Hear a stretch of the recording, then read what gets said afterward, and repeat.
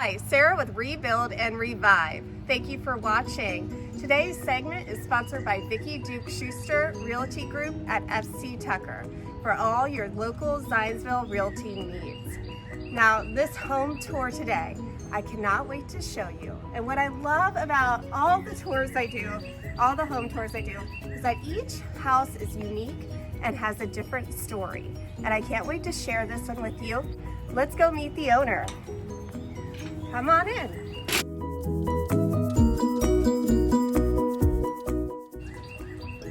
Well, good morning, Sarah. Hi, John. Nice to meet you. It's good to see you again. Yeah, I'm already noticing some really neat features about your house. It was built in 1904, including this flag here. It looks like a regular flag, except there are only 45 stars. Wow. And the reason for that was a neighbor gave me the idea, and it's basically the number of stars representing the states that were in the Union in 1904 when this house was built. Wow, that's a really interesting. You don't see many with that many stars. No, well, you can get it on Amazon. All you have to do is go to it and search for it. So if you have an old house, that's something you might do. Yeah, are you noticing like the gingerbread that is on the house? Is that original? Yes and no. Now, that is an exact copy of the gingerbread that was put up there in 1904. By the time we bought the house in 1982, the gingerbread was falling off, and so I collected the pieces. And then I finally found someone who was brave enough to go up there and in all the eaves, not only replicate the gingerbread, but actually put it up. And as you can see, going up that tall, that's quite a chore. Wow. In fact, the guy, I ended up calling him Fearless Bob because he was willing to do that. Did he just have a really tall ladder and hopefully a harness? 2 ladders and actually the 40-foot ladder plus a step ladder. And I tried to get him to wear a harness or some safety device, and he absolutely refused to do it. I thought I would find Fearless Bob on my lawn, but he got up there and installed it, and in all the eaves in the house, save one.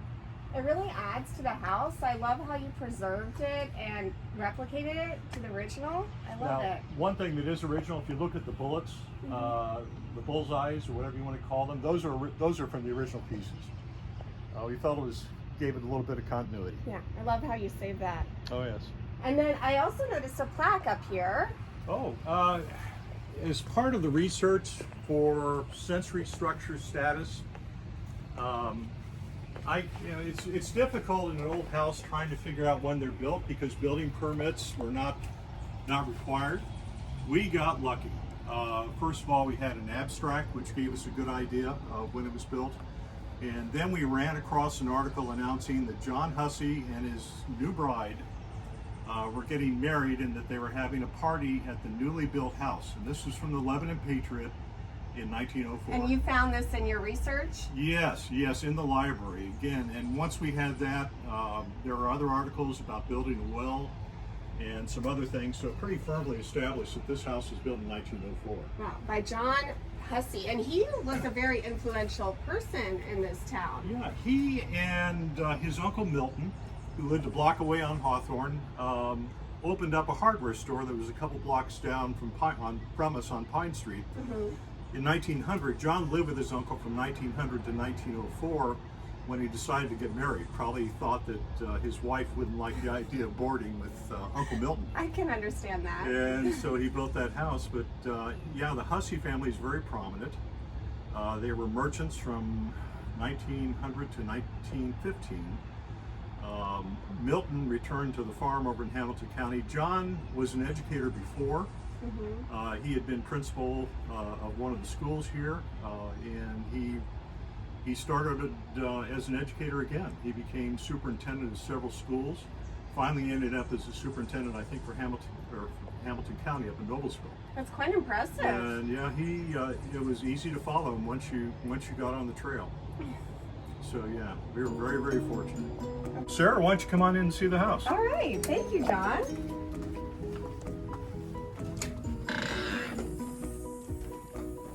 Oh wow, I love the tall ceilings and the huge windows. This is amazing. Now, one thing that's interesting about this room is if you look at the texture of the walls, it's a rough texture. all the rooms in the house were done in a rough texture as opposed to being a smooth texture. So one of the first things we did was to have several of the rooms, except for this one, done with Tufcon, which is a plaster product. And as we go through, you'll see that the walls are all smooth in the other rooms, and this is the one that's the original. And of course, you see the bullseyes that are repeated throughout the house, and right, or the rosés. Yeah. And we tried to get some period furniture.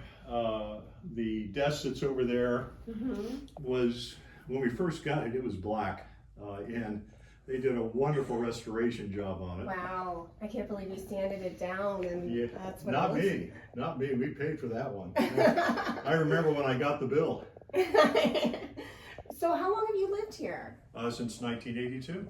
Okay. Now the another interesting piece is the end table that's over there. That's from my side of the family, and that one we've been told was probably hand built, may go back Civil War or around there. So kind of interesting piece. A lot of the things that we have in the house were actually inherited through my wife's family. They had a family farm up in Brookston, and so we were the kids who had the house with tall ceilings. So you get all of So the big we didn't get it all. furniture. No, but we got a good share of it. Let's put it that way. I'm very fortunate to have it that way. I love your front door. Oh yes, yeah. You know, back then they didn't do plain doors. Pretty much all the doors throughout the house will have some decoration, some inset like that, like the front door. Yeah, the design is really unique right here. And you collect antiques. Yes, right? yes. Actually, my mother was an antique collector and I guess specialized in selling antique dolls. So as we go through, we'll see some of the contributions that she made. When you have a family member who's an antiquer, you're going to get antiques. And I guess I grew in my appreciation as during high school she dragged me through antique shops and things like that to try to find the next piece. But now you know what special things look like. Oh, well, hopefully. I won't tell you I'm a professional, but I know what I like. Another interesting feature of this room, and you'll see it in several homes actually, are the pocket doors that were built here to... These are really common back then, these very huge common pocket doors. Now, and what you'll also find in older homes with pocket doors is almost invariably there's a crack above the pocket door because they're so heavy. Oh, and so if you look at the top of our door on the right-hand side, you can see where our crack is. So this is your dining room? Yes, yes, and we've got some things again for my mother. Wow, the fine china is gorgeous. Now that's not for my mother, that's Carolyn's good taste. It's really pretty. And then above you can see the gaslight fixture that was changed to electric. That one we got when we bought the house in 1982 for my mother. Went up to an antique shop in Mishawaka. It was old then, and it's older now. It's been over 40 years. Wow. So I can't tell you how far back it goes, but what amazes me is that the brass finish is in as good a shape as it is. That was Dave Brown recently rewired it and made a remark. It was in excellent shape. It really adds to the room. Oh, it does. It does. So I see you have the wallpaper. I love the wallpaper in here. Yes, yeah, that's very nice. And see, let me show you something else that's kind of fun. Okay. This was. You look at this, and it looks like it's a high chair, but actually, it's a couple things.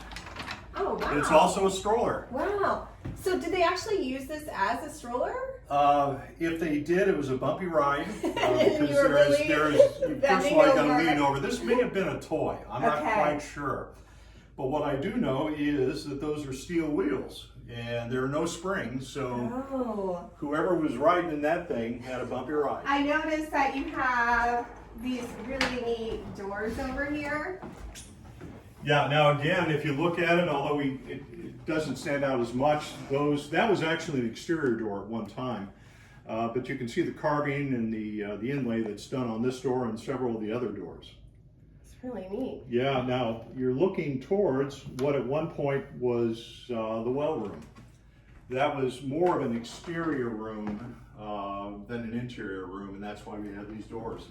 So this was like an exterior wall for the most part? Yes, and we don't have any pictures or anything, but it may have been screened in. At that point, I was told by a person who actually got into the crawl space underneath that there's a well that's below us, and so if you can imagine a large steel tub, a well, that and a place to put your boots as you came in or whatever it might have been, then that's what this room was. Yeah. And I see you have another exterior door. This door is really neat. Yes. I love how you kept it here. It adds a lot of charm. Now, the one thing we did on that door, besides painting it, was we replaced the glass with plexiglass. I always felt bad about that. But with 4 kids, you soon find out that large glass panes crack and get broken. Now, behind the door, you can see a picture. That was our first house in Zionsville. Oh. That was over on Maple Street. We just had our firstborn in 1982, and that has a 2-bedroom. You walk through one bedroom to get to the other. Mm-hmm. And I became painfully aware that if we wanted to expand the family beyond one kid, we had to move. Yeah. And so we found this house, started off with a mortgage rate of 19.5% adjustable, and fortunately it's gone down since then. Now, another interesting thing, at least I always thought it was kind of fun. Oh, the telephone. The phone, yeah. That is so fun. Yeah, Mom picked that up. And it's still, you can still crank up and you can call Aunt B. That is a really neat feature. Yeah, I was the only kid in college with a Victrola. Because she thought that would be neat. That's really funny. Complete with 78 RPM records. Oh, wow. And I remember taking it in the room and finding out that my fraternity brothers didn't appreciate it. And so it went home, and my mother eventually resold it. She, after finding out that I didn't share her enthusiasm for the piece. You broke her heart. No, she kept, she left me in the will, so we're okay. And this is your laundry room over here. Yeah, at one point, this addition, my guess is 60s or 70s, was added on. This is the laundry room, and then it leads into the bathroom, which was sorely needed. It's always nice to have a bathroom. Yes. It's a full bathroom too. That is Steel nice. bathtub, great place to wash dogs. Right here? Yes, yeah, go ahead and open the door and you can see. Now on that, we've that's a cute redone it. bathroom. That's adorable. With the wallpaper and the blue. I love it. Oh, that's cute. It's a nice bathroom. Yeah, and believe me, I'm glad we have it. So this way is the kitchen. Yes. Did you renovate the kitchen? Yeah, the original kitchen cabinets are in fact out in the garage. They were not up, well, we wanted something a little bit better. Right, and so the kitchen cabinets were replaced, the island was put here. In addition, as we'll talk about when we go upstairs, we added 2 bathrooms up there, and so we had to run pipes and electricity, so we dropped the ceiling. And the nice thing is, when you have tall ceilings, you can drop the ceiling and not notice it. And without you're a noticing very it. tall person. Yeah, so, relatively small kitchen compared to what you see today. This house is about 2,200 square feet, not counting the attic, the basement, and a 3-bay garage with a room on top. But it started out with 5 bedrooms, and we had 4 kids, so that worked out okay. John, you had mentioned earlier that while you were doing research, you found an abstract or used an abstract. What is an abstract? Well, an abstract is a title policy on steroids. Title policy normally just has the person selling to you and yourself, and it assures you have title. An abstract goes back to the first government grant, which in this case was 1828. And so it documents every title transaction that occurred between that date and whenever the abstract ends, which is in 1966 in our case. And this is the abstract on your house? That's the abstract on the house. We were very lucky to have that because we were able to easily find out who owned the house, when they owned the house, and you know, some other interesting details. Because houses sometimes pass by wills, they would mention the will. They would tell you who inherited the mattress and who got the horse. Wow! You even mentioned that if someone bought the house and they were town drunk. Oh yeah. There's an abstract that talks about somebody inheriting the town and mentions he's the town drunk. So it They didn't hold back. It was they very did not hold unfiltered. back. No, that was notable, I guess. I like that. Let me go ahead and take you up to the second floor. We'll go up the back staircase. Okay.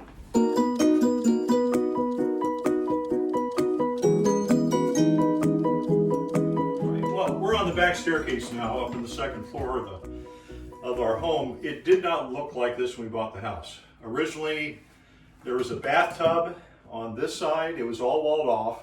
Oh wow. The toilet and the mirror was hanging off the chimney. And was this brick exposed before? No, it had drywall at that time. We took it off to expose the brick. That's so neat. And I'm so really glad you did that. if you wanted to use the bathroom, Uh-huh. you had people going up and down the stairway. Oh wow. The stairs were still here and the Stairs bathroom. were here. And so was the bathroom. So it was probably a pretty busy place. Yes. And then on the windows, I see, did you add those neat features? Oh yeah, we added that. That was from an antique place on 10th and Rural that unfortunately is no longer there. We found those. I wish I could have found something maybe that would fit exactly, but that's impossible. So that was part of two purchases. The overhead chandelier. If you can imagine, that was actually black when we bought that. And my wife did a terrific job in polishing up, and so it's turned out pretty well. You restored it. It looks great. Yeah.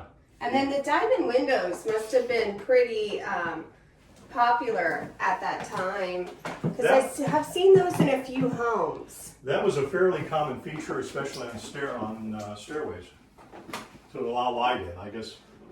Where does this door lead? Now that goes up to our attic. Oh. And up in the attic, I suppose what's fun about that, it has two horse troughs. And when I first came into the house and went up there, I kind of wondered how the tiny horses got up there because Horses and attic. yeah, there was not a stairway, it's more like a ladder. Now later on we learned from another neighbor of ours that around that time, a lot of the homes that were built at the turn of the century back then had horse troughs in the attic. What would be the purpose? Well, purpose was plumbing. It wasn't horses or sheep or anything like that, even though there were cattle troughs. And in fact, I tracked the seller, Gedge, who up until recently operated in Anderson, Indiana, and they sold those as horse troughs. Wow. And so anyway, there are two of them. In the first one, they collected water and they allowed it to settle. The sediment settled to the bottom. Mm-hmm. And then they connected the first trough to the second trough above the sediment level. And they took the water from the second trough because it was purer. And they would pipe that down into the kitchen. And so they're still up there, and I don't know how they got them up there. That's quite impressive. Yeah, well, whoever put them up there, that was impressive. Yes. Can I see the ladder? Oh, yeah. And those are the steps to the attic. Pretty cool. Now into what was my daughter's room. This is probably the most period room, I suppose, of all those here. We tried to decorate in the fashion that might have been back in 1900. This desk is really neat. Oh, it is. Yeah. And then look at this bed. I bet this bed has a story. Oh, it does. This was out on the family farm. Carolyn's, or my wife's side of the family farm. I believe there's a tag on the back stating it was manufactured by a company that did fine furniture and caskets. Now, back then, people who did caskets oftentimes did fine furniture. And so that's what this is. And again, you can understand when you're one of the few kids who has tall ceilings, why you get something like right. this. It wouldn't fit in a normal bedroom. Oh, it could be tough. I tell you do not want to take this one apart either. We've had to do it a few times. And again, this room is one of the rooms that was tough conned, so we have a smooth finish. Yeah, I like the wallpaper. It's very sweet. Yeah, it is. That bureau was likewise from the family farm, and that certainly goes back to, I think it goes back to the 19th century.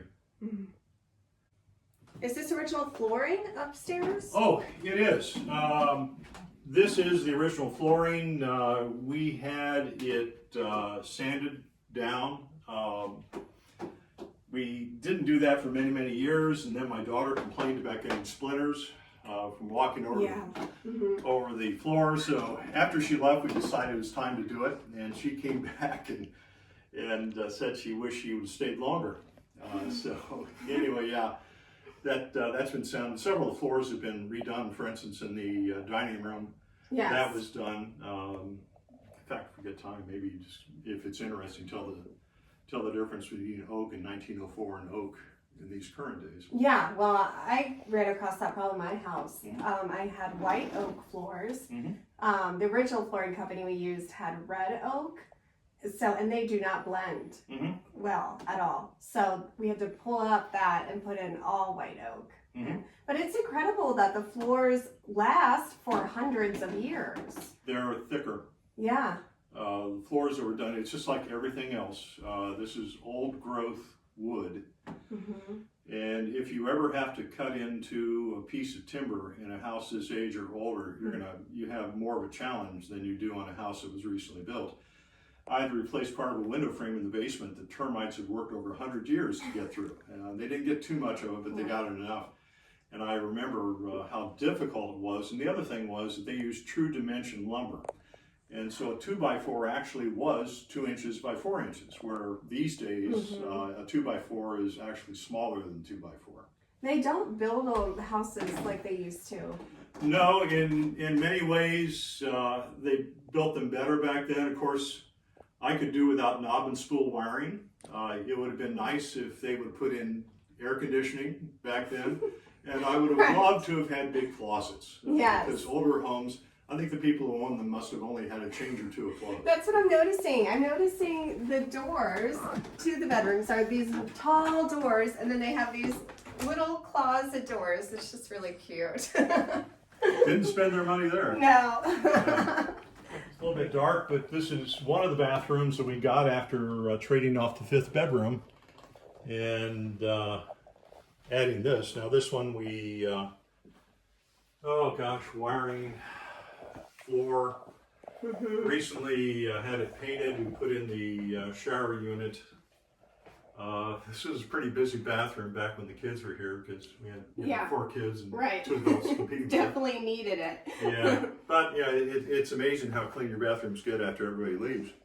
Step into what is the master bedroom, which at one point I think was a sleeping porch. And the reason I say that is if you look up at the pictures, there was actually a window that was located in the interior wall. So what would a sleeping porch be used for? I mean, imagine sleeping. Sleeping. During the summer when it got hot, people would try to get as cool as possible by going into a room that was screened in, and that was known as a sleeping porch. And it was basically a room that was more open than the other rooms, and as a result, maybe a little bit cooler. Yeah. And so we took 2 windows. We took one from that wall, and we moved it onto the opposing wall. And then the other window was actually taken from the bathroom. I'll show you in a moment. And your wife mentioned that before kids, you were able to go out onto, there's a roof line here. Oh yeah, there's a flat roof. Now, unfortunately, the flat roof was not built as a porch. And so we had it replaced. We took down the railings. We actually built the railings. Yeah, your wife was saying how she would go out there and there were plants out there and a railing. It was nice, except when the temperature went up, because that was probably the hottest place to be, unless it was really cool. Now behind you is kind of an interesting piece. That's a whatnot shelf. Oh, and for your whatnots. Yeah, for your what not to put on it, I think is what the thing was. That, we recently went to Lincoln's home in Springfield, and there's a duplicate of, he apparently had his whatnot shelf as well.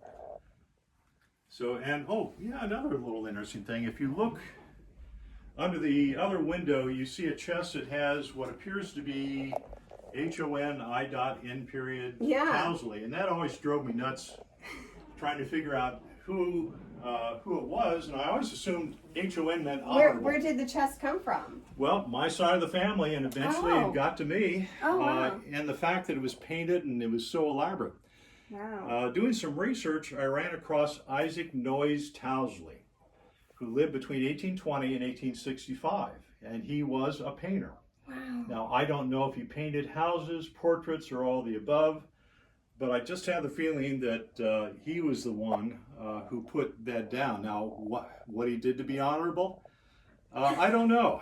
One thing I will say is self-claim. he in 1862, when he was 41 years of age, he enlisted in the Union Army. Now, at that point, the people normally died before they hit 40. And so here's a 41-year-old guy with a family who enlists for 90 days in the 155th Indiana Regiment. Now, he enlisted. They went down to Lexington, Kentucky, where they were promptly captured. And so Isaac, probably along with the rest of his buddies, got paroled back to Indianapolis, where they guarded Confederate prisoners for a while, and he got out. Now, that was 1862. Unfortunately, in 1865, he died of consumption. Consumption is what today we call tuberculosis. And I wonder sometimes if maybe he picked it up when he was in one of the Union camps. It's very likely. But it's an interesting chest. That is interesting. It's neat. And then this exterior door, where does it lead to? Well, this one leads out now to the flat roof. Originally, before the addition was put on, I think there was a stairway. So you could exit the house through a stairway that was attached here. Oh, and then it enters the flat roof over there. Yeah, when they added the addition, and who knows, maybe by then the stairway was gone. But certainly putting that addition on would have made having a stairway much more difficult.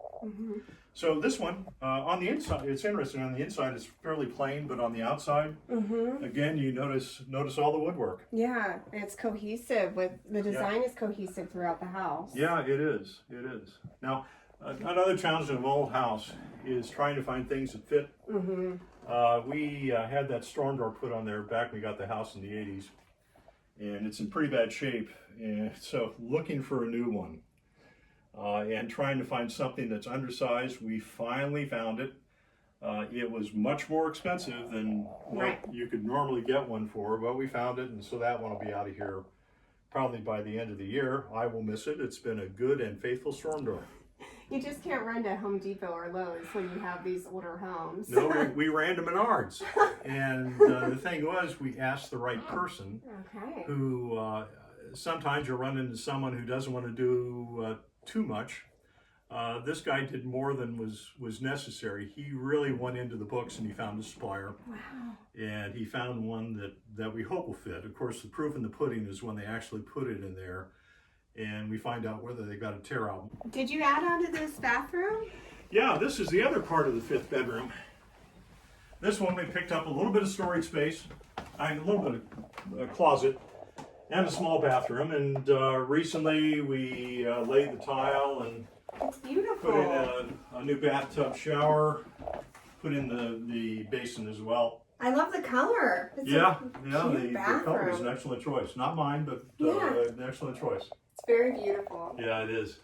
And again, you can see the bullseyes above the framing. And the tall windows. Oh yeah. You can also see that the house is sunk a little bit, but I figure it gets to do that after 100 and some odd years.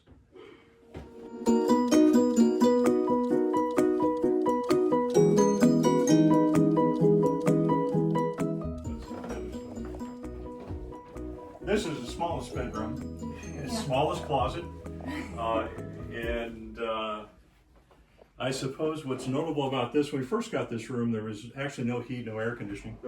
There was only a grate in the floor. It was gravity heat, and so you had to warm up the rest of the house and hope that hot air did indeed rise. And so this is where I stuck one of the kids, and he survived. So above your head.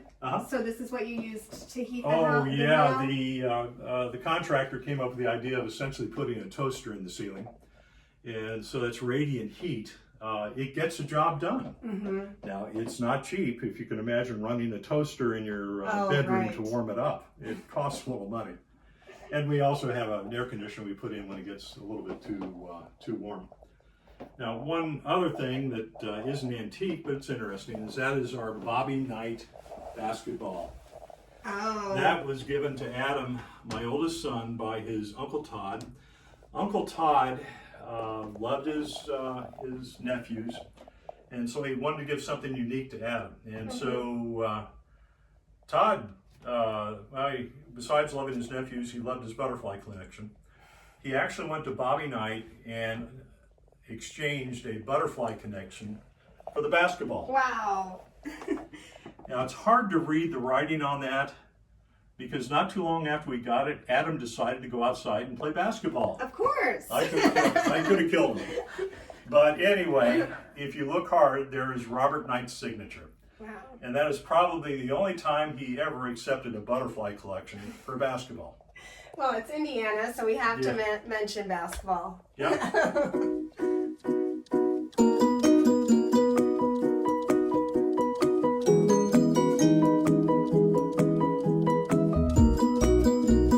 You've lived here since 1982, and you've done a great job of preserving your home, and it's obviously special to you and your family, but it's also a treasure to our community. So can you tell us why it's important to preserve these older homes? Well, I've always enjoyed history, and this home was a part of the first addition to Zionsville in 1854, founded in 1852. And so if any place is going to have a little bit of history, it's going to be in this neighborhood. And of course, we're also located only about 3 blocks away from Main Street. And so I thought, I lived in another home that was also located closer. In fact, it was even an older home. And I always enjoyed those walks down Main Street and peering in the windows and stopping at the Dairy Queen and going over to the Rolls-Royce dealership and looking through the window and wishing I could afford one. But there's a different feeling about a house that you know a number of families have lived in, where you can see how differently these homes were built. And also the village offers a mixture of people that you may not necessarily find any place other than the village. Yes.